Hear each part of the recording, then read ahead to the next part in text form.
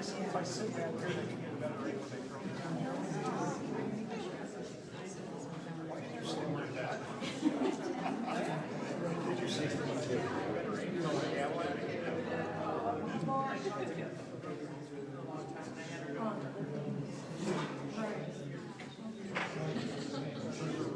don't focus back here.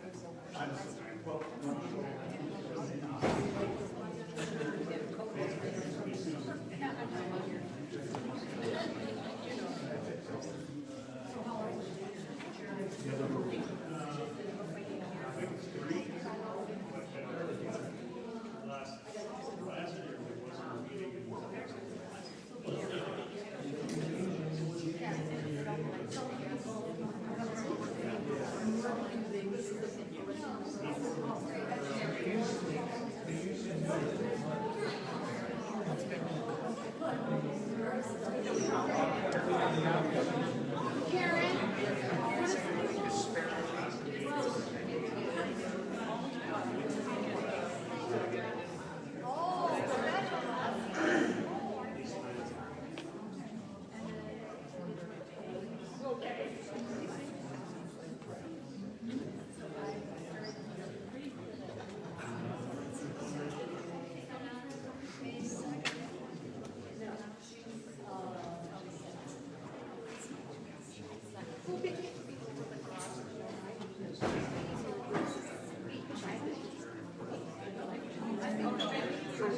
Yes, I would like to.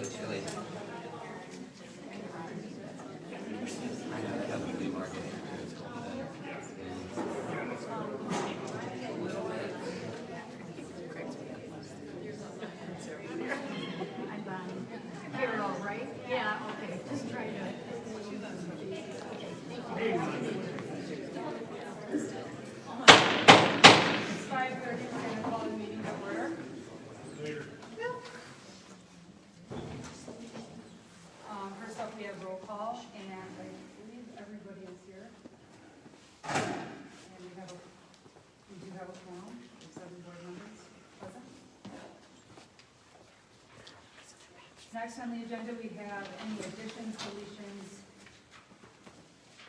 to the agenda. Do we have any additions or deletions? I do. I have an addition. Under unfinished business, I would like to add the voting of the pledge and prayer. So under unfinished business, Peggy would like to add the, Well, discussion and vote, because we talked about that last month. right, Yeah, and see it on here. vote to approve the prayer and pledge to the bylaws under agenda.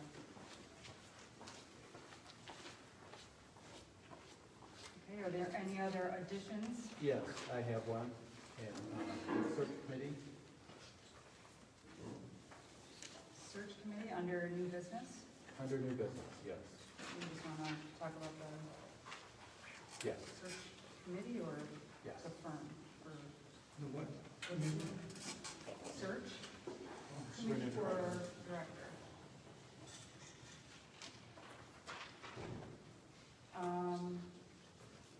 I have in addition, under new business, I would like to add the introduction of the new board member.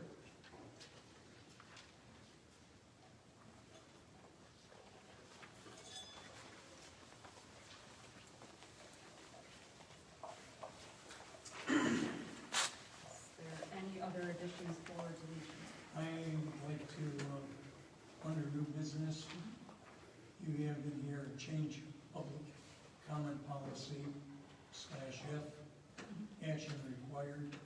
I would like that action required be removed because I'm not quite sure what you want to change on the policy, and it's usually normal. If you want to make changes, you supply something in writing to all the board members that go in the packet so that they have something to look at. Okay, it was, okay. I do have something here for you guys to look at, but we can change that to no action, and we can have it to be to discuss with, Correct. with action at the next meeting, Correct, okay? correct.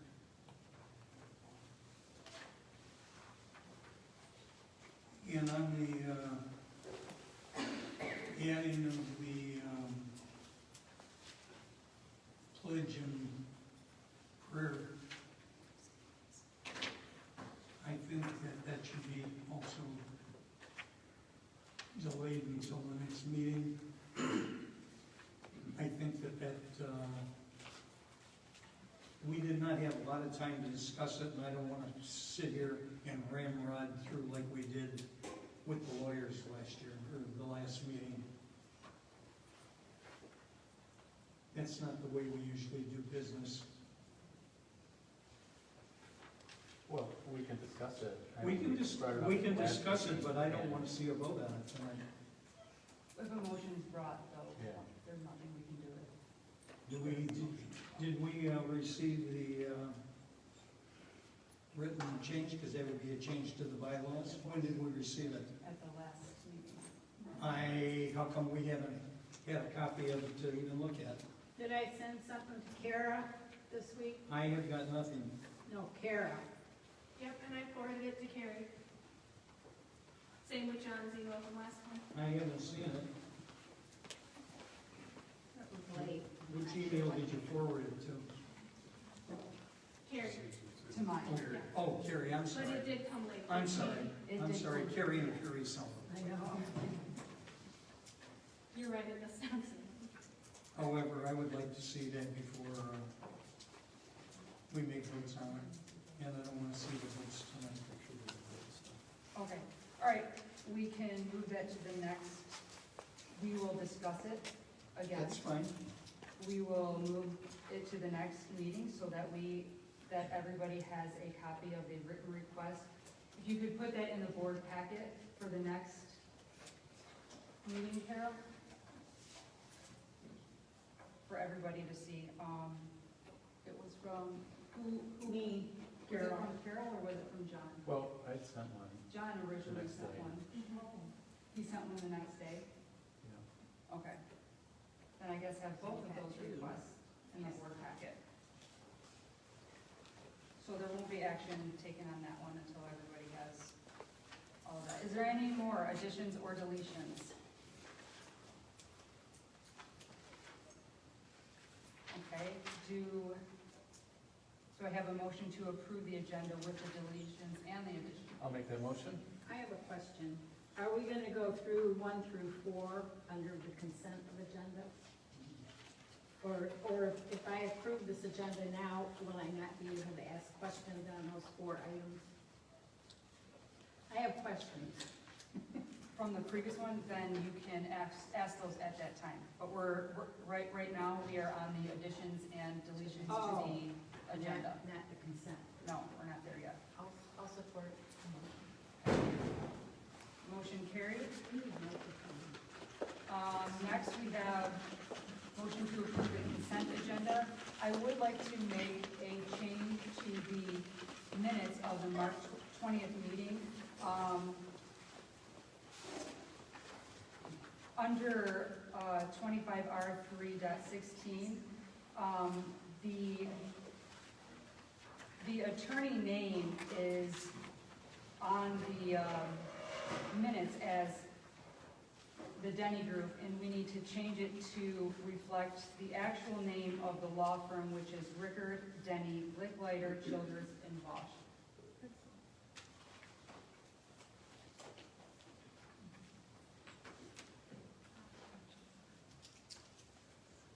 And that's the only change that I would like to make on that.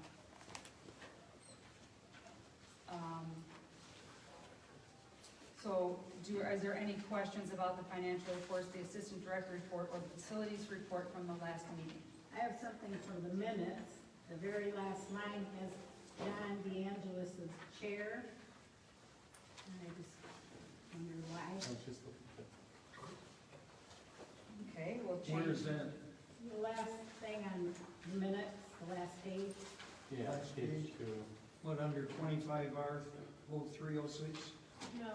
No, 03, at the very, Oh, very bottom. that's another page. Yeah, so look under that, where people should sign. So is the chair supposed to be there, or can John be there and just change it to co-chair?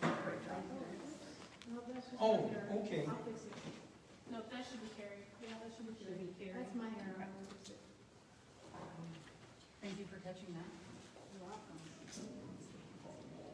Are there any other questions from the last meeting in regard to the financial report? Yeah, Assistant? many. I'm gonna start on the last one. I don't know, in the packet. That would be for this That's for meeting. this one, yeah. When do we do that? I'm new. When we get to Sorry. finance. When, depends on what your questions are in regard to, if they are in. Financial report. Then we will discuss that when we get to the treasurer. Okay. Okay, do I have a motion to accept the consent agenda with the changes? With the amendments that were made? I'll make a motion to accept the consent agenda with the changes. Second? I'll second it. Okay, motion carried. This brings us to our first public comment time. Want to remind the public that you have 3 minutes to speak. We have 2 public comment times. You can speak at the first one, or you can speak at the second one, but you can't speak at both, okay? So I'll open up for the first public comment time. Is there anybody from the public who would like to speak?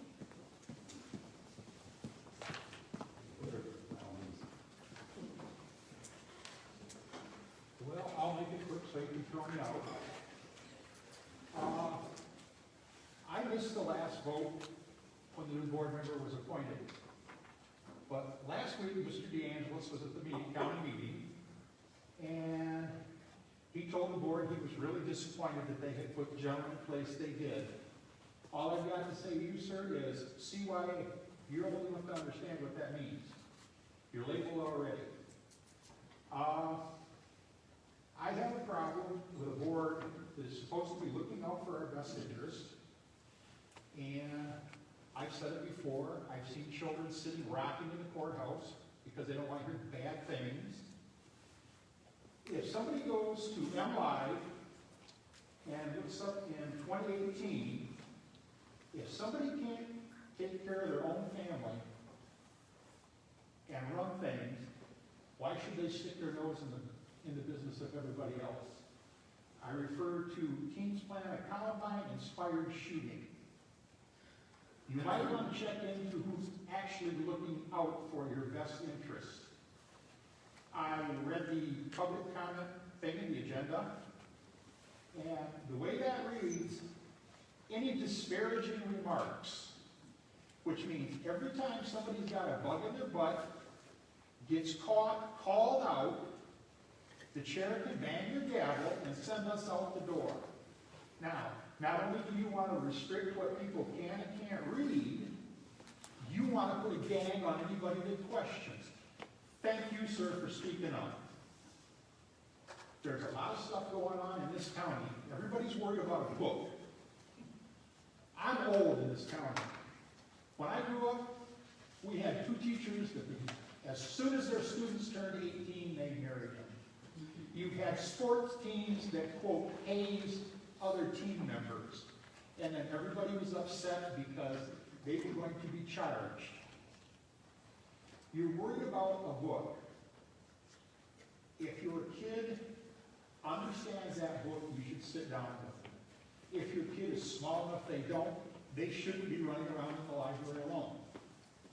You have a lot of bigger problems than what is on a library shelf.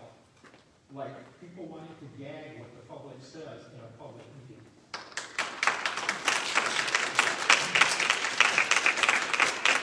Thank you. Is there anybody else from the public who would like to speak?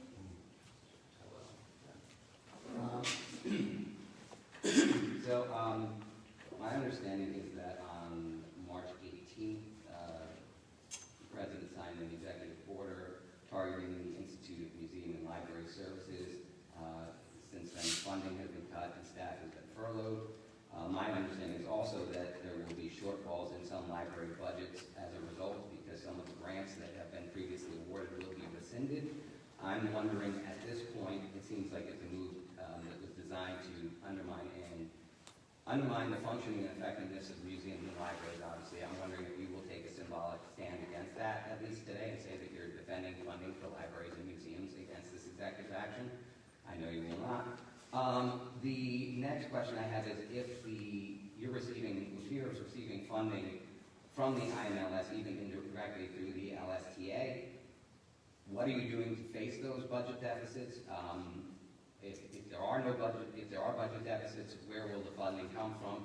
And if you're not going to be able to meet the funding shortfalls, what services are you planning to cut as a result? If I still have a minute, I'd just like to say, you can probably tell I'm a liberal. I know it's your sworn duty to oppose my agenda, but I want you to understand that my agenda is for people to live in peace and harmony and relative comfort, surrounded by the people that they love. And I know that sounds ridiculous, but I think it's something that we can do. And maybe that's also what you want, and I don't know how we end up in opposition, other than it must be a game of telephone. Because the Word of God may be infallible, but the Word of man, the interpretation of the Word of God is not. And what happens is with each iteration, it becomes distorted to the point that you can think that love thy neighbor means put them in a freaking prison camp overseas without due process. And if you haven't looked at those photos, I encourage you to do that this Easter weekend because it's absolutely appalling what's happening now. And I see this as the spear tip to those sort of authoritative actions in the name of religion. We need to keep church and state separate. Thank you.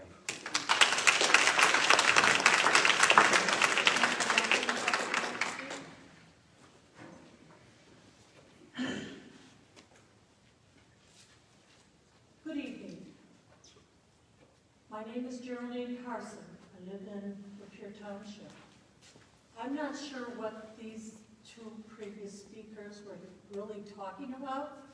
I'm talking about our community, our neighbors here in this community. I'm talking about parents that are concerned about what their children have access to. They say these books are normal, or this is just normal.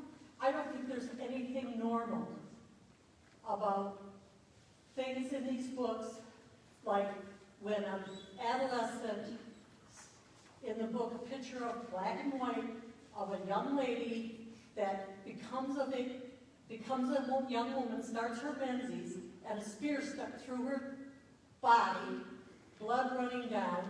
I can't imagine a 9 or 10-year-old daughter, a granddaughter, or a sister looking at that and saying that is normal. That is very frightening to a child, and I think it's appalling. I've been a nurse for 50 years. I've seen child abuse.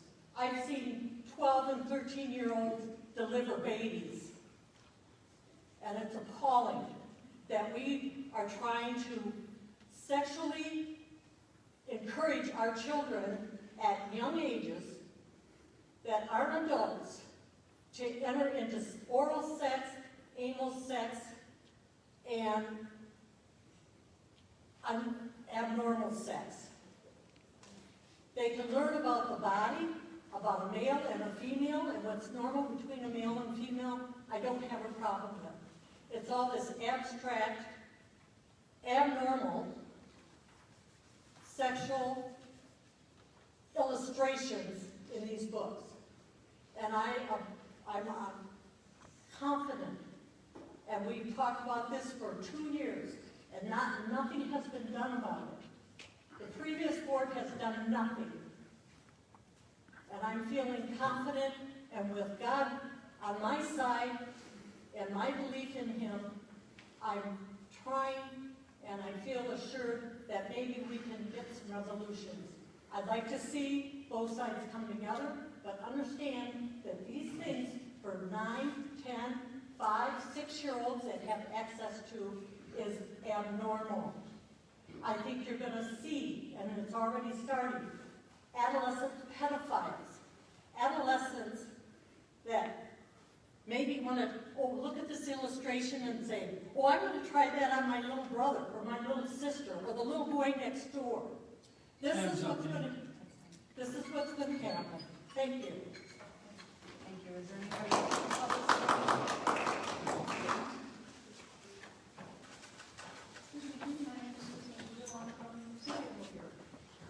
And I certainly share the concerns of the prior speaker. I understand that 100%.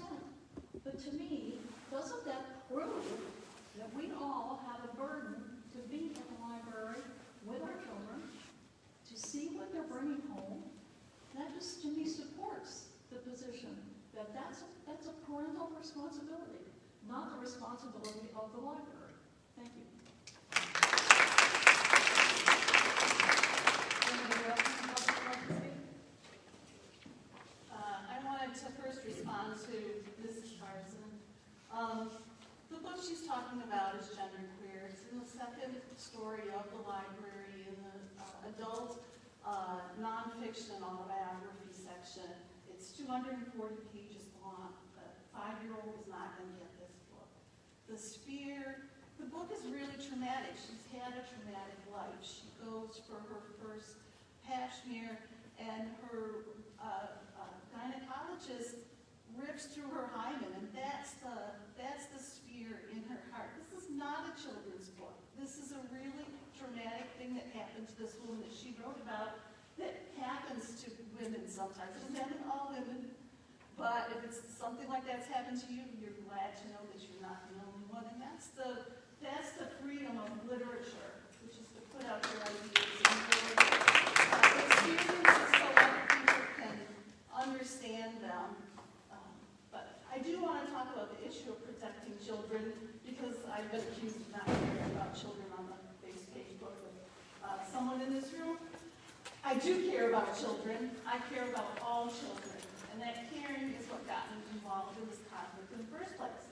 Lesbian, gay, bi, trans, queer, asexual, and intersexual children exist in Lapeer now, and they've existed in Lapeer for a long time. Families with non-straight parents exist in Lapeer, and they have every right to exist just like families with straight parents, or single parents, or foster parents, or grandparents, or dear guardians. Raising children and protecting children is about loving children as the amazing individual people they are. The worst thing you can do to a child, in my opinion, is to deny them love. Attacking LGBTQIA books about children and their families is an act of denying them love and replacing it with hate. It's an act of encouraging ignorance, bigotry, bullying, and ostracism that leads half of all non-straight kids in America to consider suicide before the age of 18. How is that? The numbers don't lie. 1 in 10 adults are not straight. 1 in 5 Gen Z kids identify today as LGBTQIA. Irregardless of who they love, how they dress, or how they feel, they are 100% children. And while Christian fundamentalists may disapprove of non-straight kids and their families because they don't fit into a particular interpretation of the Old Testament, these fundamentalists do not and should not have the right to marginalize LGBTQ representation in society. Just like they do not and should not be allowed to marginalize Jewish Americans, Muslim Americans, Hindu, Buddhist, Shinto, or Native Americans, who all have the same birthright to be American citizens and flavor our pie. Is there anybody else from the public who would like to speak? Okay, I'm going to close the first public comment time. Moving on, we'll go to board reports, treasurer, bills to be paid. Perry?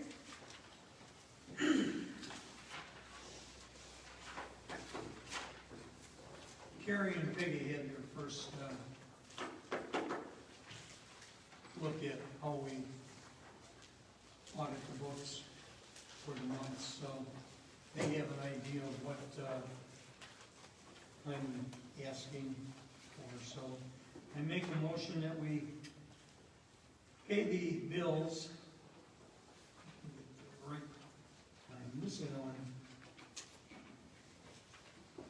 Oh, here it is.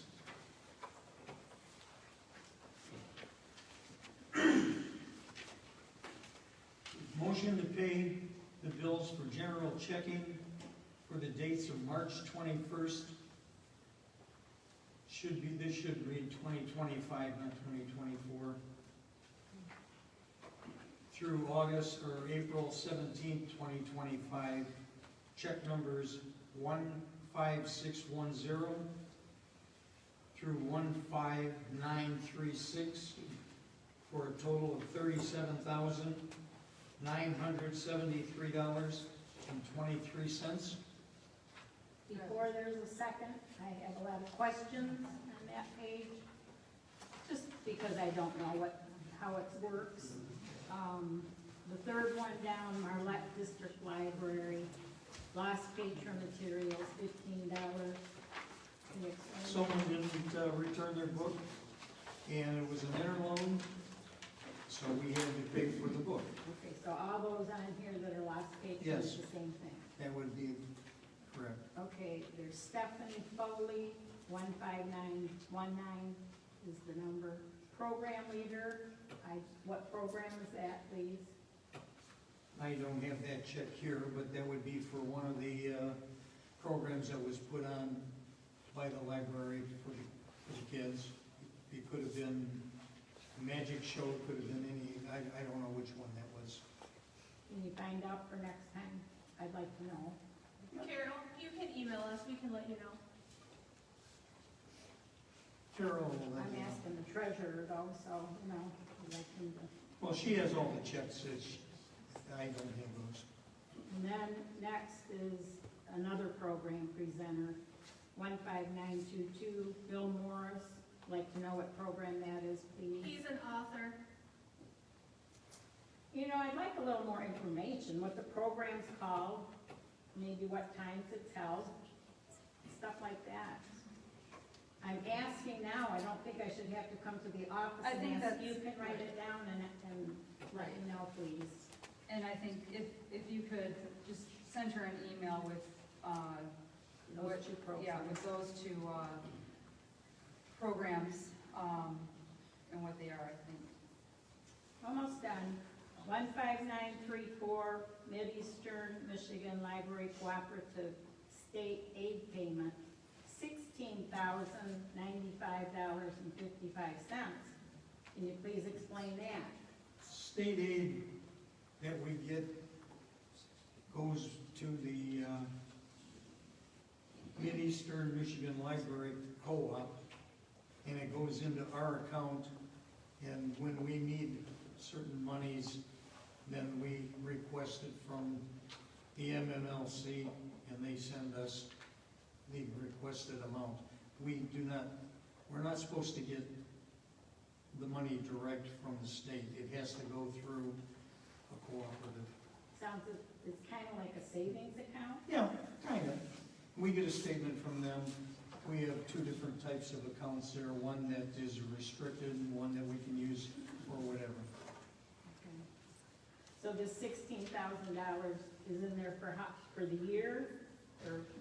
Depends on how often the state sends a check. They may send more than one check a year. So you may see this again. This is figured into the budget, I assume. Oh, yeah, Okay. yeah, we know what we're getting, so we can budget, but it has to go through them. The last one is the last two, Brown City Public Library and Mainville District Public Library, penal fines. We get penal fines from the state, and we're obligated to send so much to Brown City Public Library and Mayville, being that they're part of the Lapeer District Library. And I'm Those are sorry shared, for those my- are shared funds. I'm sorry for my ignorance, but can you explain what a penal fine is? Traffic fines, whatever. Parking tickets. Thank you.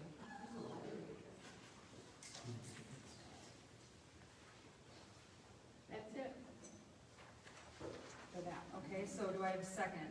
Oh, I Wait, got- I is got this two. Oh, budget? we're gonna go through all one more. Yeah. Oh, good. The general checking online bill pays, check numbers GC 4402 to 4430 for $11,979.41, which gives us a total general checking of $49,952.64. And the payroll checking online bill, check numbers PC 2293 through 2303 for a total of $87,219.73. Gives us a grand total of bills of $137,172.37. I have questions on that one also. The Alaris Financial, which is the first one, and there's another one, they both say 457 contributions. Those are contributions made by our employees. And They're what- in a plan that's called a 457 contribution plan. It's a payment plan. And then, there's a few that are real small amounts for Aflac. Those are, Aflac would be, some of the employees opted to take out Aflac insurance, and that's them paying. That's them paying, okay. Okay, thank you. You're welcome. Oh, do I have a second? I'll second it. John? Kari, who was the first on that? You should see it for the notes. Perry? Perry was the one that made the motion. Thank you. Yep.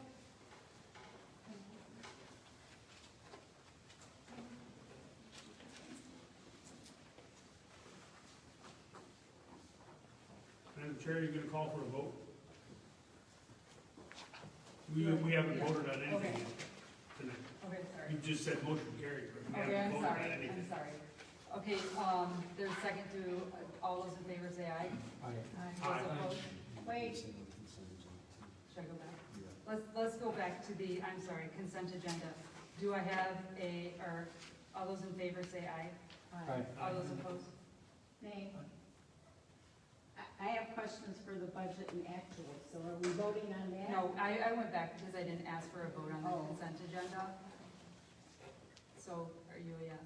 Yes, Okay. okay. Sorry. Don't understand all this yet. Okay. She forgot to take a vote on this. So, Lapeer County report. We don't have anybody from the county.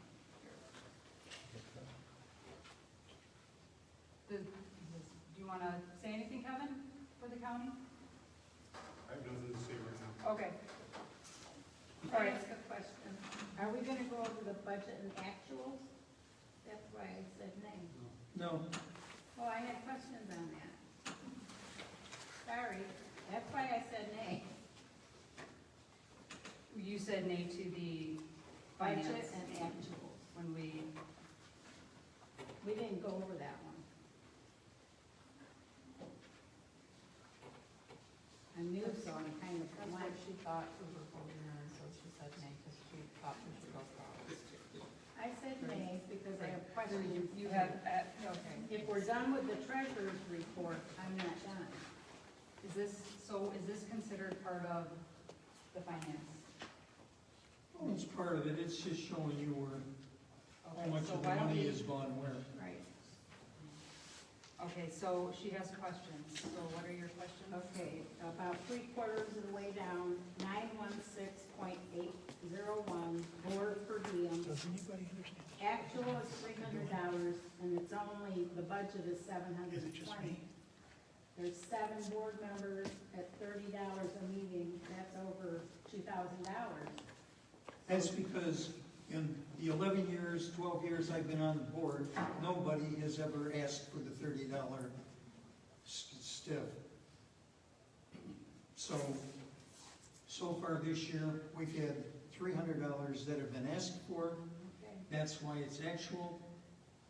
We do put in a little bit on the budget, but these are what we would consider kind of a living budget that can be adjusted accordingly as the year goes on.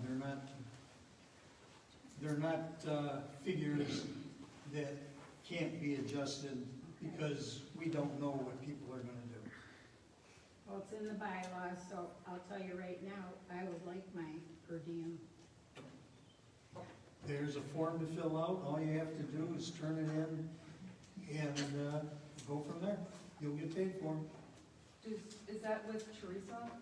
Is that who we, I have forms. or with Kara? Okay. At the beginning of every meeting, you can go see Kara and she'll have forms that you can fill out.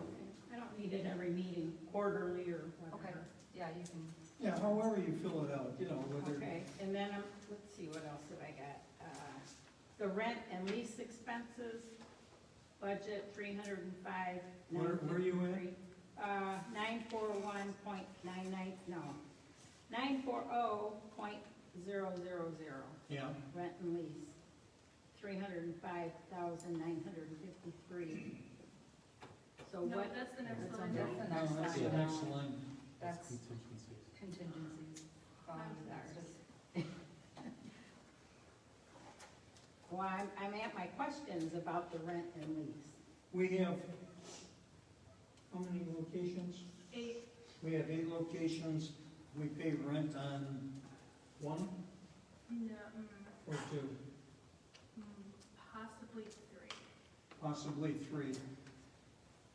So we have rent that we pay for the building to house the library. So far, we paid $1,111 in rent this year. Okay. That's it. Thank you. Thank you.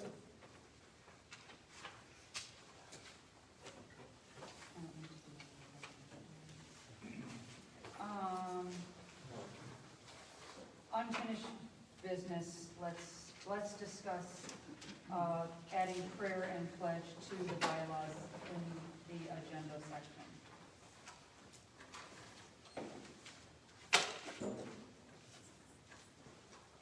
Any discussion? What are we doing now? We're discussing, adding prayer to the bylaws. As far as I'm concerned, prayer should be kept out of the library. It should be, it's not part of the library. I don't have a problem with the pledge,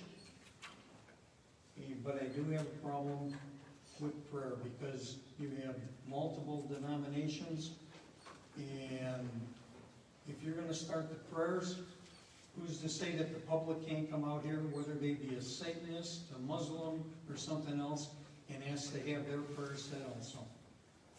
You don't wanna get into that. You really Perry, don't. they can do that now in public. I understand, but have we ever had it? No. Add the prayer, you're gonna get it. I would like to add that the city commission has dealt with this years ago, and the resolve that they came to was if a I mean, the pledge is the pledge, and that's, the city commission does it, we should do it. Prayer, the way the city handles it is if there's a member of the public who wants to say a prayer, it can even be a board member.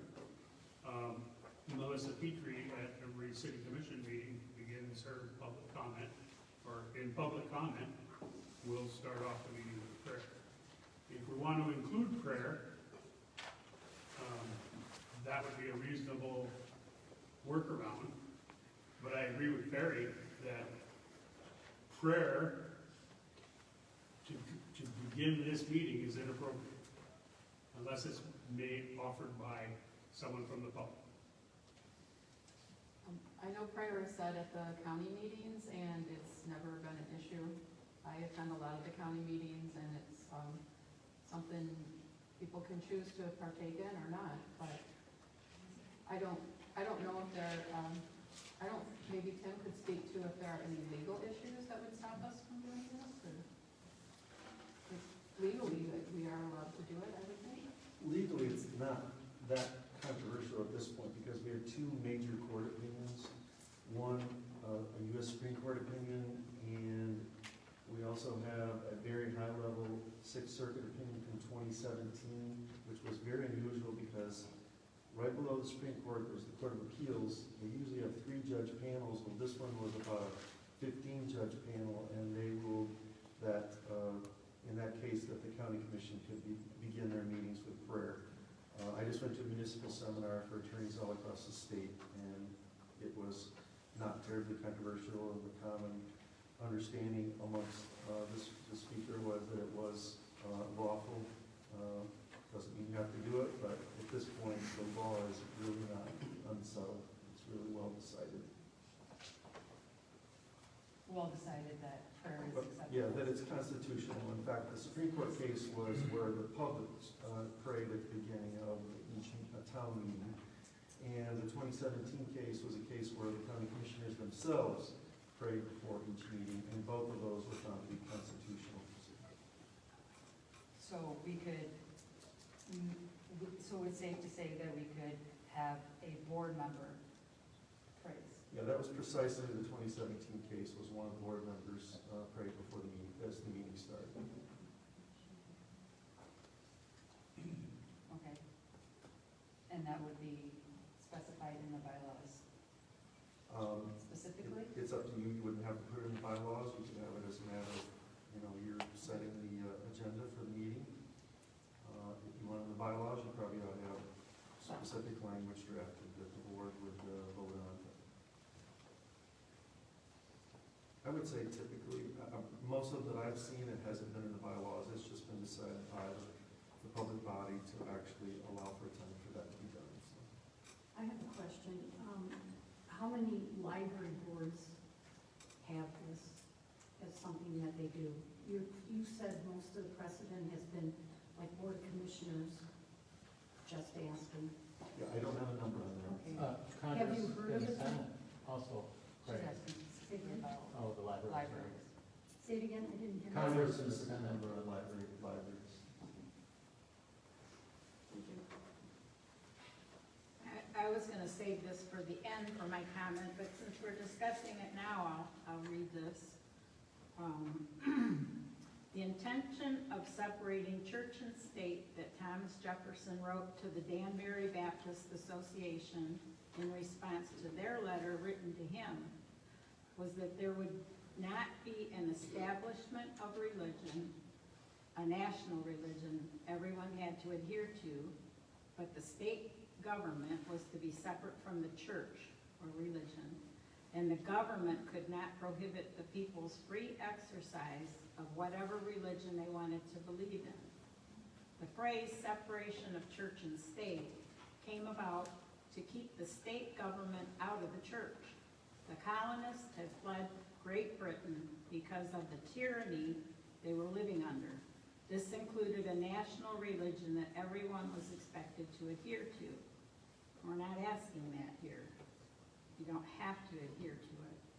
The intention behind the word separation of church and state was to keep government from controlling what religion the people practiced. People have the freedom of religion, not from religion. And our Declaration of Independence contains numerous references of God by saying laws of nature and of nature's God. Men are endowed by their Creator with certain unalienable rights. That's where that came from. Protection of divine providence, supreme judge of the world. The colonists believe in God as their creator and protector. They desired the freedom to worship him in their own way without the state dictating how they were to worship. And that's one interpretation. That's mine. I think I have to go. I can't be lectured by these people.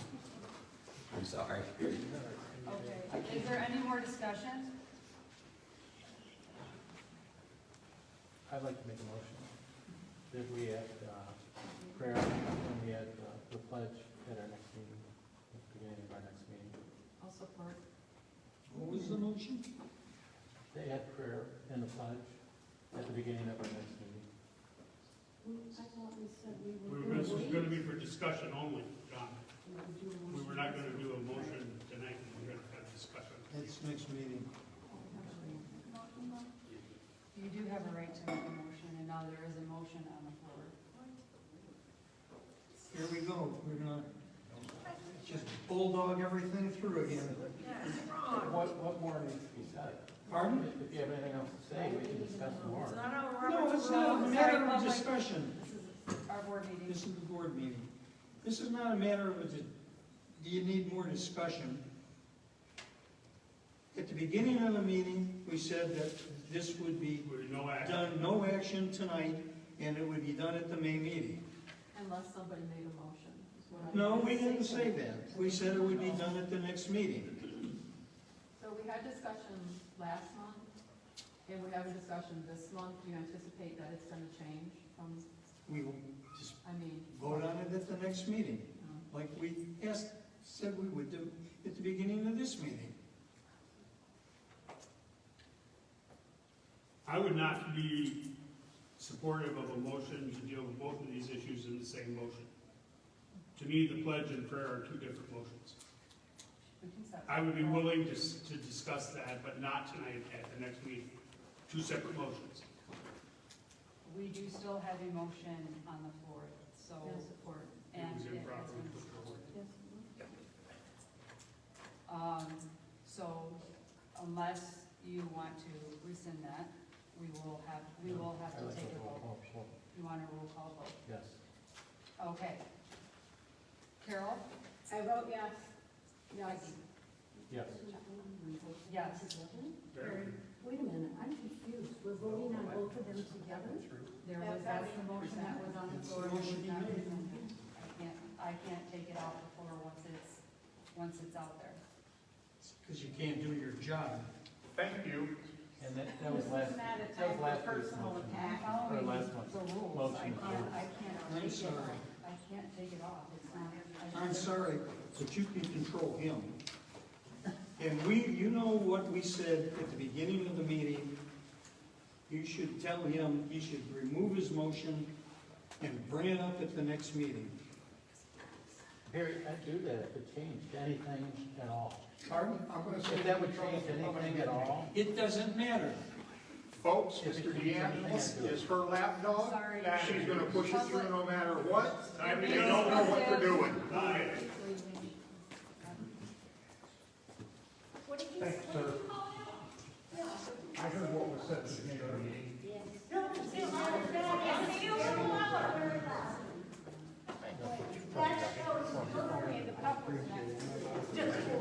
And I do agree with Bill, it should be two different motions. Turn around. I don't think that should be, I'm the one.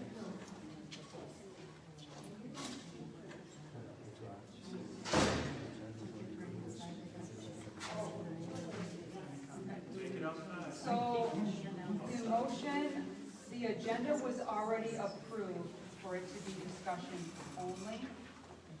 And so we will leave it at discussion only. And so does he have to take the motion off the floor? No. Just going back to what the agenda Just said. go back to what the agenda said. So we're just gonna have to go back to what the agenda said, which was discussion only, Thank you. okay? And we will, We don't need to separate them. we will vote next month, okay? And I would like, in May, 2 separate motions, John. Very good. We will make sure that that is, That's just kicking the can down the road. okay. New business. First thing on there is to change public policy F to discuss. I had that added on there because in speaking with our previous attorney about our public comment time, she brought to my attention, as well as later on, our current corporate counsel said the same thing, that this policy is unconstitutional, and therefore I would like to have removed from, as the policy reads now, yes, as the policy reads now, the library board encourages free and complete public dialogue on library board issues within the bounds of civil discourse. Speakers may not breach the peace of the meeting. No persons shall engage in disruptive, discourteous, belligerent, impertinent, threatening, disparaging, or other uncivil behavior. The board chair may limit or end the comments of any person who engages in this conduct. Our previous attorney said that she usually makes the policies. She sent me the policy that was originally sent to the board, and she said all the other language that was in there was added in, but was not added in by her. So we'd like to, I'm asking that we get rid of disruptive, discourteous, belligerent, impertinent, physical, disparaging, or all other uncivil. And the new policy be that of the library board encourages free and complete public dialogue on library board issues within the bounds of civil discourse. Speakers may not breach the peace of the meeting. No persons shall engage in physically threatening behavior. The board chair may limit or end the comments of any person who engages in this conduct. So, I'll make a motion to approve that. Goes back to the, what we approved. to the next, To me. right, we did, that was. there But was- this is what I would have liked to have seen in the board packet. I just received. I understand. Right. I know the lawyer just, Right. but this is what I would like to have seen because I had no idea what you I were looking understand, at. right, I understand. So we will push that to discussion, and then we will have that as a action item on the next agenda, Yes. okay?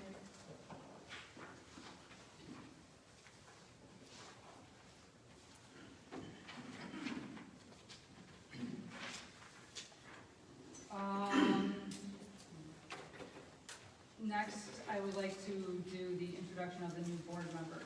Bonnie Lawrence, you were appointed by the county commission, so welcome to our board. You have the. I should wait till board comments. It's up to you. I can wait till then. Okay. Next, we have search committee. or- Yes, I got some company reached out to us, Summit HR, and some copies of this, if you want to pass it around. We got this yesterday, by the way. And it's for our search for our new director, What's the name of the company? Summit HR. Oh, Summit HR, sorry. Okay.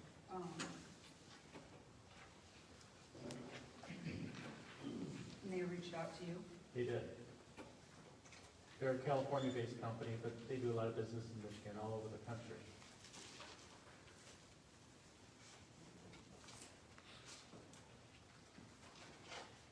Madam Chair? Yes. The pivot group, which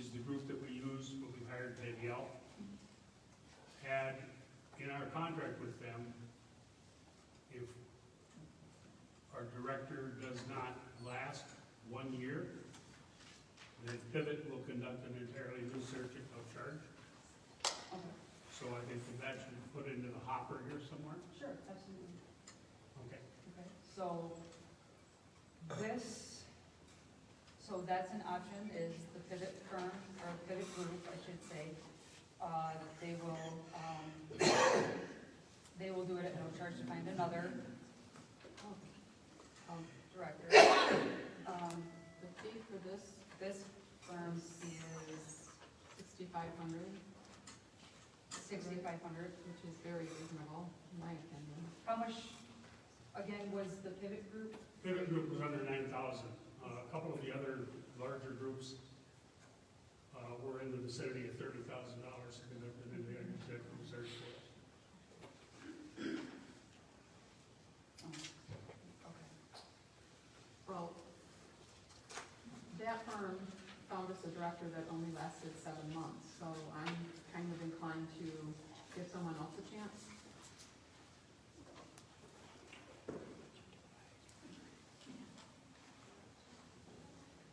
And we did hear from our administrative people that they had some problems with them getting back to them on a timely basis.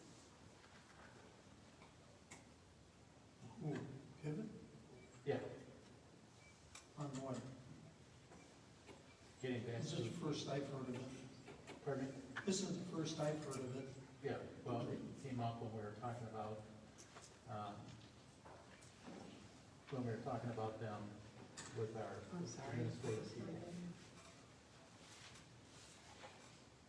Why would the Pivot group be working with them? They were working with the No committee. idea.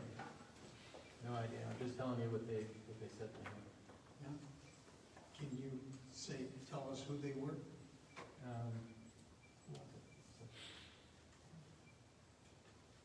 How about I tell you privately? Okay. I don't want to call anybody out. Okay.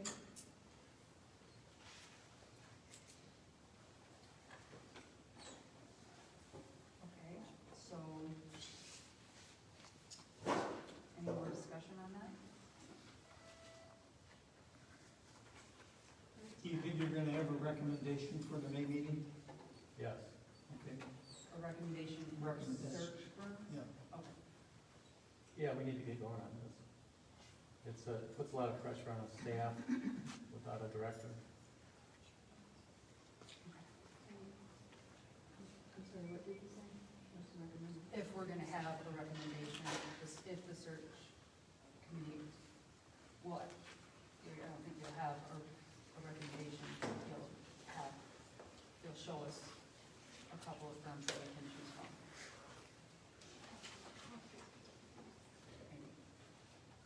Okay. That's all I have for new business. Staff reports, Assistant Director of Technical Services.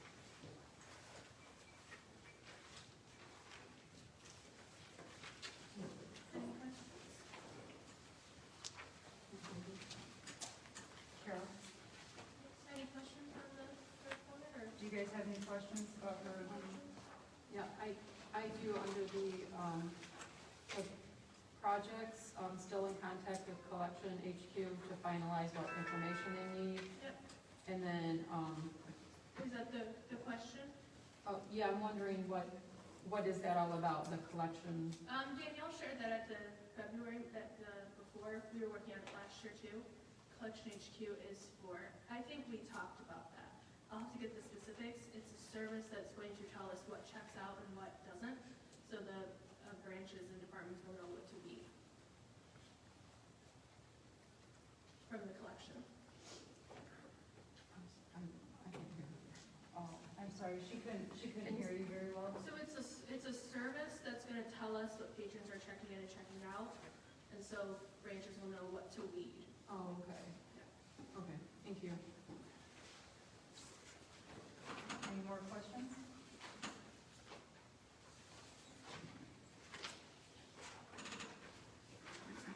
Oh, I do have one. I just don't know, Kara, what does VLC stand for? The Valley Library Consortium, it's the consortium that we're a part of, is an allows us to get books from other libraries for our patrons. Okay, the first word was Valley, Valley. Valley Library Consortium. Thank you.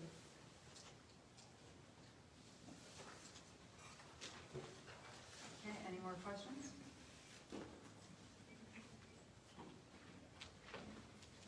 In communications, we have our statistics for March.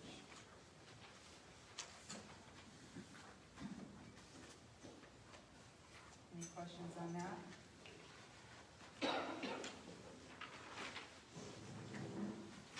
Okay, Friends report. Do we have a Friends report? That's only 3, 6, and 9, so it's not a 6 meeting. Oh, I'm Oh, sorry. okay, he can do it. Brent's here. He's new. He is the new board president, the new president of the Friends. So, Oh, okay. Yeah, so I have a good report. thank you. Good evening, I'm Brian Goodyear. I am the president of the Marquardt Friends Group. For those of you that are new to the library world and library board, I'm going to start kind of basic for a moment. I promise I'll keep it short, but if you're unfamiliar with what Friends of the Library do, we are a nonprofit 501c3 fundraising and advocacy arm of the library. We're not directly affiliated with you, we're independent, but we do all through volunteers, a number of volunteers in the community. We do a lot of work behind the scenes, the book sales that you probably are familiar with, other fundraising methods as well, a little bit of advocacy too. But that being said, through the hard work of the dedicated volunteers that have been working behind the scenes, and I also add that the Marquardt DeAngelis Friends Group supports the Marquardt DeAngelis branch. I'm assuming there are other friends groups that don't get more Different than the other Friends groups. All right, so I'll stand corrected here. So let me just share with you that the hard-working effort of the folks behind the scenes allowed us at our annual meeting that was just held a month ago to support youth department programming in the amount of $5,800, teen department programming in the amount of $2,800, and adult department programming in the amount of $5,800, for a total of $14,400 in programming that you would not have if the Friends Group did not do the work that they do. We also, because the Marquardt DeAngelis collection is fragile, it's aging, and it's important.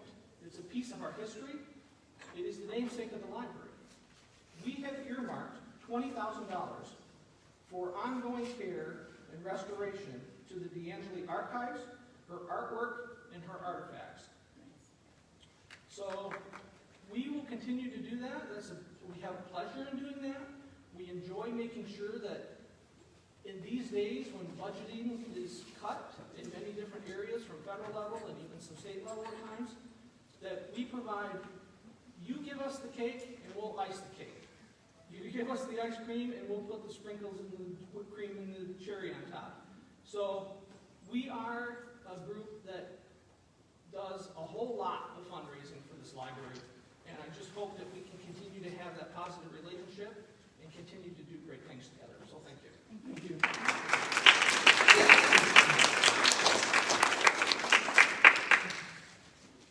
All right, board comments.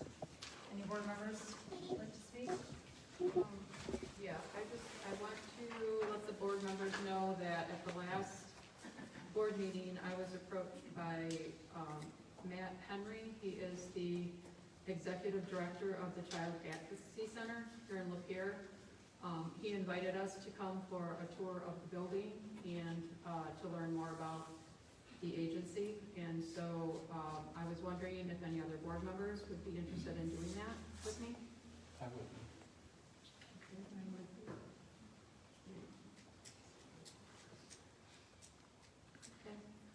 So if anybody that's interested would just send me an email with your available dates and times, I'll try to coordinate that with him. That's all I have. Oh, and welcome, Bonnie. I was meant to start out with that. That's all I have. Any other board members? Yeah. I'd like to welcome Bonnie. You're welcome. Welcome, Bonnie.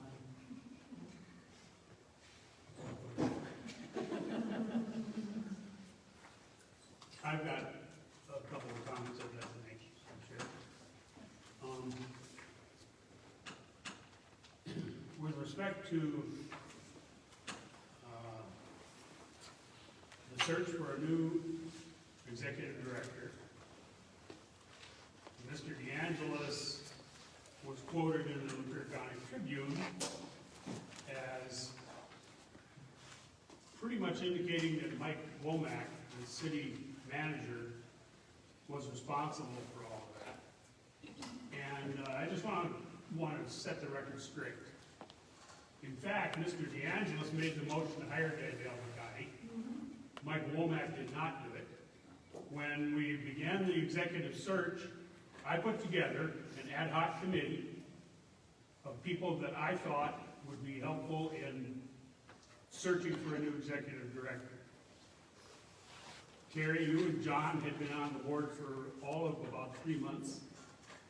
So I had myself, Kelly Nolan, our vice chair, Perry Valle, our treasurer, Gary Phillips, our former board chair, Sam Moore, the executive director for Lapeer Development Corporation, and the rationale there is a good library helps economic development. So I wanted Sam Moore on it, and Mike Womack, because Mike, as the former city manager in Cedar Springs, was very, very involved with their local library. The ad hoc committee contracted with Pivot Group. I don't know where you're getting the information that James Freed was not responsive to our needs. James did an outstanding job. We, ad hoc committee, conducted interviews from among the various candidates that responded. And then we narrowed it down from there to 3 candidates and had a full board interview those 3 candidates. One of them withdrew her name from consideration before the actual interviews happened, which left us with 2 candidates. And Mr. DeAngelis made the motion to hire Danielle Brigatti, saying that she was head and shoulders better qualified than the other applicant. Now we throw everybody under the bus. And we're telling these tall tales about Mike Womack was somehow involved in this, and therefore we can't trust the Pivot Group. And it's disingenuous and disrespectful, and I won't tolerate it. Period. Thank you.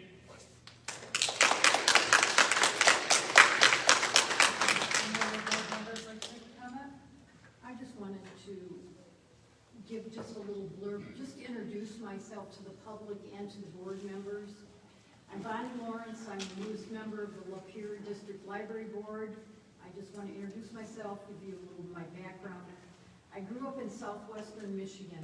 I went to Michigan State for my undergrad degree and received a dual master's degree from Oakland University. My husband and I moved to Lapeer in the mid-1970s. I've lived in Elba Township for 39 years, and that's where we raised both of our children who graduated from Lapeer West. While they were in school, I participated in their local PTC organizations and in the Zemmer West Booster Club. I also now have 3 grandchildren. My work experience includes teaching at a private preschool, subbing for Detroit Public Schools, teaching several years of Head Start in Lapeer County, and working for Lapeer Community Schools. During my 30-plus years in Lapeer schools, I taught special education, kindergarten, early 5s, and preschool special needs for the last 18 years of my career. Since my retirement, I've become a board member of the local MARS, that's retired school personnel, not just teachers, and the Family Literacy Center. After my husband's death from cancer due to exposure from Agent Orange, I volunteered for 2 years with the Peace Corps in Southern Africa. I enjoy traveling and photography. I've been to every continent except Antarctica. I'm also interested in genealogy. I have always been an avid reader and loved finding out new information on a variety of topics. As a child, I couldn't wait for Saturday mornings. when my mom would take me and my siblings to the library. My own children participated in Story Hour and the summer reading program through the local library branch. I now belong to the monthly book club that meets at the local branch, my local branch. I'm very proud of the fact that last year I read 151 books. That's the most I've ever read in 1 year. Libraries are a special place for learning, and I'm very excited to be doing this now for the Lapeer Library District. Thank you.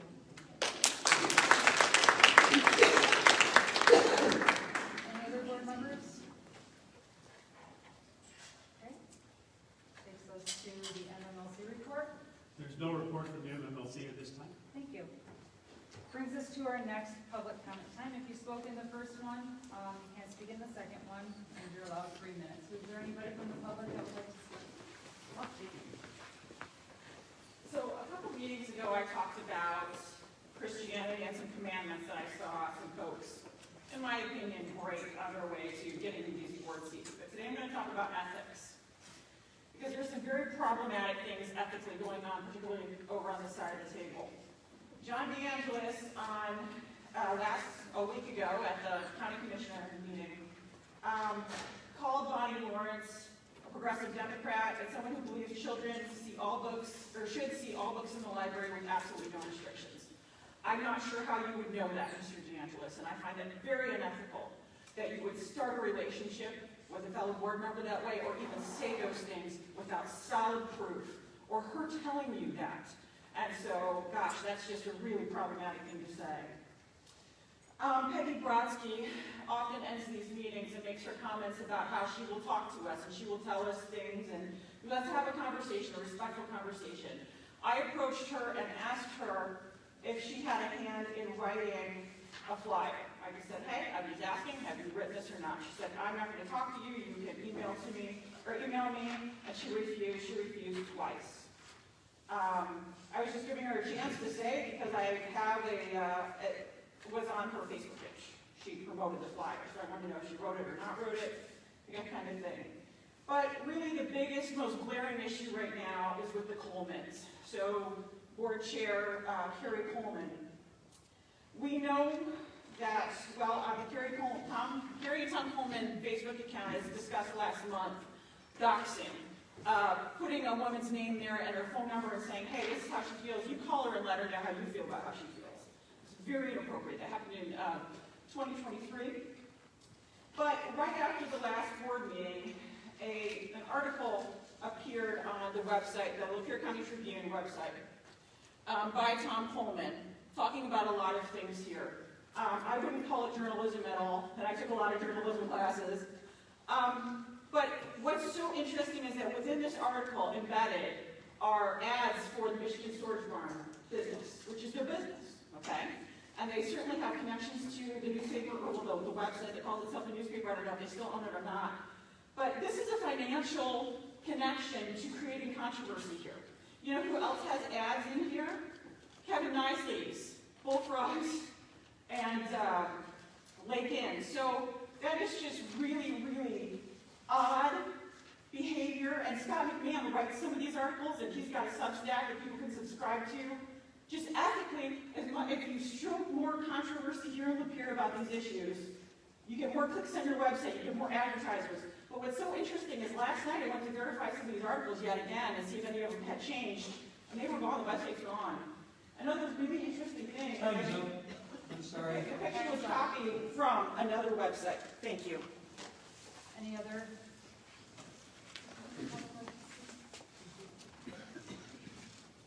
My name is Linda Forres, and I lived in North Branch for 45 years.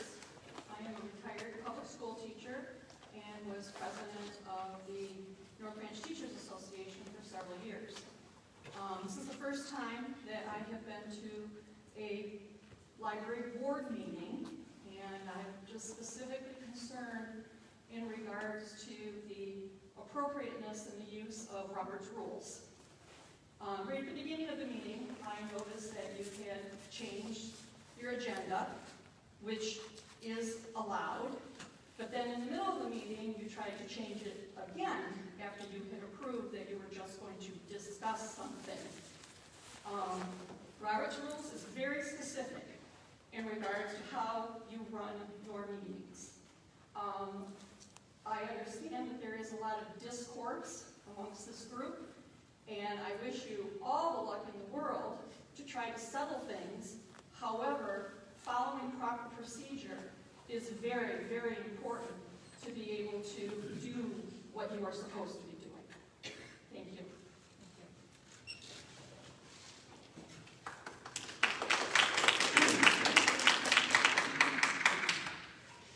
Hello, everyone. My name is Bridget Griffith. I live in the city of Lapeer, and today I kind of wanted to talk about programming at the library. There were several questions today about itemized items on the financials and with funding cuts. I am, from the federal level, I'm deeply concerned about programming budgets. I am a member of Friends. We work really hard to provide you with a budget. And I just want to urge you guys to please keep those programs. They matter a lot to our community. They're a highlight of our community. Our library is a gem, and it is such an important part of our community to have the programming that we do and the services that we offer. Everyone I talk to, they always talk about the summer reading programs for both from the kids level to the adult level and all the different things that we offer. The new exploration kits that we have, the experience kits, those go over so well and they are so beloved. And we just keep adding more of them because they're so popular. We are so lucky to have this library and all the things it gives us. And I just want newer and better and greater things for this library, and I want us to keep growing.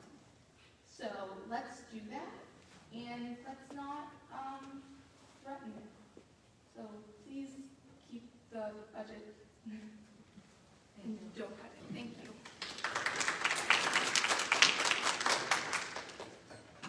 Hi, I'm Cheryl Mavis, and I'm from Metamora. And I want to talk about your discussion about the prayer before the meetings. I heard a lot of whether or not we should have prayer, but what I didn't hear was why. What is the purpose of a prayer before a meeting? How is that going to change things? Since many of you already have your minds made up. But I want you to think about that for the next meeting. Why? What is the purpose? Because we all know it's going to be a Christian prayer, first of all. We know. So why? And that's the answer I want to hear at the next meeting, is why is this important? How is this going to make you better? How is it going to make things better? Then the next thing, I've heard two instances that trouble me. This board, by understanding, is supposed to be nonpartisan. Is that correct? Yes. If it's nonpartisan, then it's very disappointing to hear some members going out and denigrating your newest member. That should not be allowed, and especially to reflect on a political party. If you are nonpartisan, it shouldn't matter. I think that's very disappointing, and maybe you should talk to your friends who are doing this and ask them to stop. Because I did not read anywhere in the description of a board member that they needed to be a far-right Republican conservative. That was not outlined in the description. Now, I know that it is one of those unspoken requirements, but it shouldn't be. Next thing, when I stand up or when I sit back and I hear people talking about books, and the first thing they do is talk about sexualizing children and back it up with some kind of scripture, I don't want to hear that. That's an opinion that's not backed up by facts. If you have an issue, I want to see non-secular, non-partisan, real research on whether a book can make a child into a pedophile. I don't want to hear, well, God's got my back. God's got a lot more important things to do in this world than stand behind her back about a children's book about a gay couple. Trust me, I think we know that. So, in the future, what I would like you to do is review, obviously, in the face of this speaker, review your own ethics, because they seem to be lacking, and I don't know any of you. Time's up, man. Review your ethics.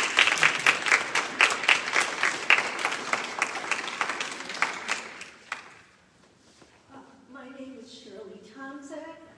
I have been a resident of Dryden Township for over 50 years. And I just want to say that I was very impressed with Bonnie Lawrence's bio that she gave.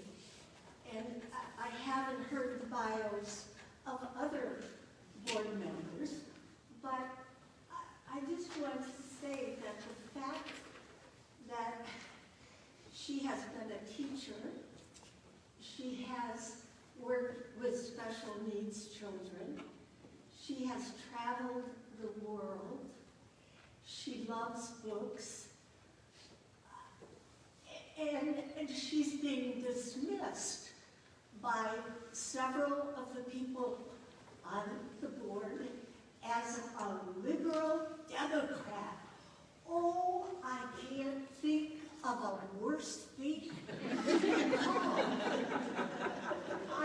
I think, listen to what she said and understand what her experience brings to this nonpartisan board. I too have been a teacher. I've taught in international schools. I was an exchange student from the University of Michigan in England when I was still in college, and nothing opened my eyes more to the complexities of the world than travel and reading. And if you want to dismiss me as a liberal Democrat, oh, I am so proud. So thank you.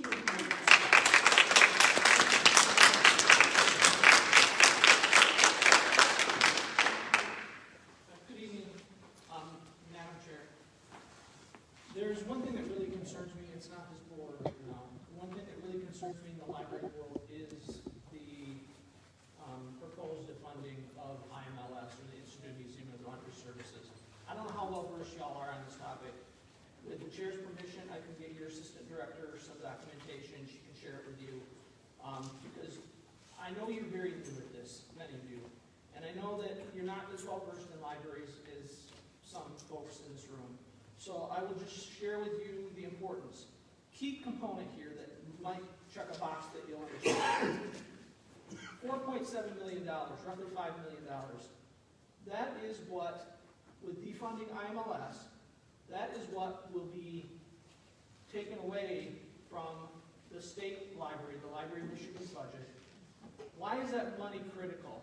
Because that $4.7 million, along with another small chunk of change, like maybe $1.5 million to $2 million, is what funds MEL, the Michigan E-Library, and MELCAT, the interlibrary loan system that we use on a statewide basis.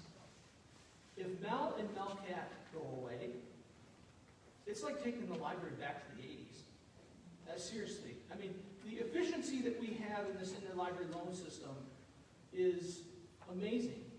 And it will put Michigan far behind other states in terms of advantage. Schools today, many of them don't even have libraries. And needless to say, they don't even have databases. The databases that they rely on are the databases they get through the Michigan E-Library. Those are their databases.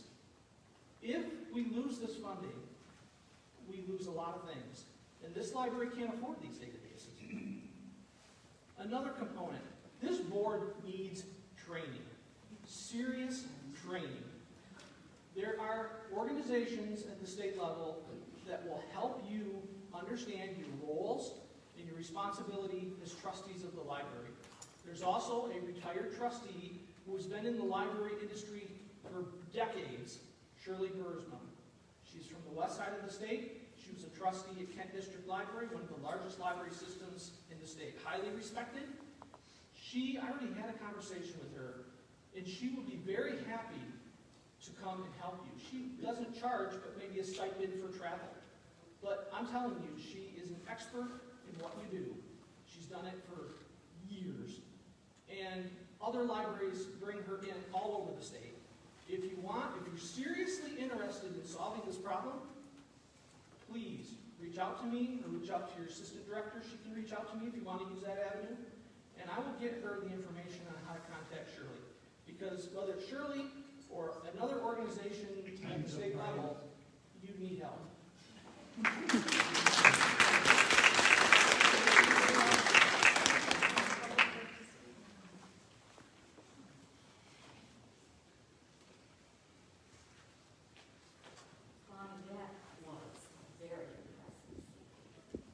My name is Melissa Malcolm. I was the library director at Lapeer District Library from 2011 to 2020. And I just wanted to say right at the start that Phyllis did a great job. I was in her interview. She was heads above the other candidate. I talked to her when she was working. It's very sad that she felt she couldn't stay. The library board is a small group of citizens, not politicians. I checked with Gary Howell and he agrees with me. So let's be citizens instead of politicians. It doesn't matter what political party you are or are not when you're fighting for the library. The board member, according to the Michigan Public Library Trustee Manual, I hope you've read it, is your library's advocate, the voice of the public, and the overseer of a basic public trust. We want this public library to grow and thrive, continue. And I also want to read to you from the ALF Code of Ethics, which guides the work of librarians, library trustees, library staff, and I'll just read 4 of the points. We provide the highest level of service to all library users through appropriate and usefully organized resources, equitable service policies, which means children have the same rights as adults, equitable access, and accurate, unbiased, and courteous responses to all requests. We uphold the principles of intellectual freedom and resist all efforts to censor library resources. We do not advance private interests at the expense of library users, colleagues, or our employing institutions. We distinguish between our personal convictions and professional duties and do not allow our personal beliefs to interfere with fair representation of the aims of our institutions or the provision of access to their information resources.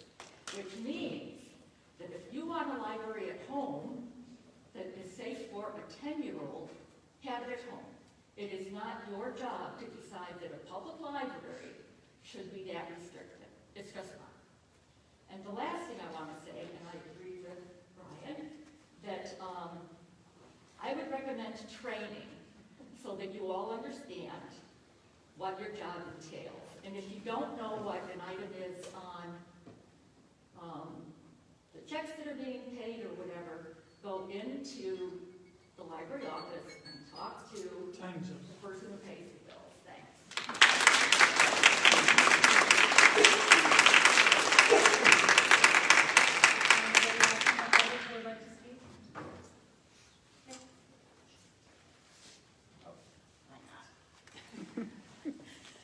Susan Huff, born in Lapeer County, have moved out of Lapeer County, live in Lapeer County.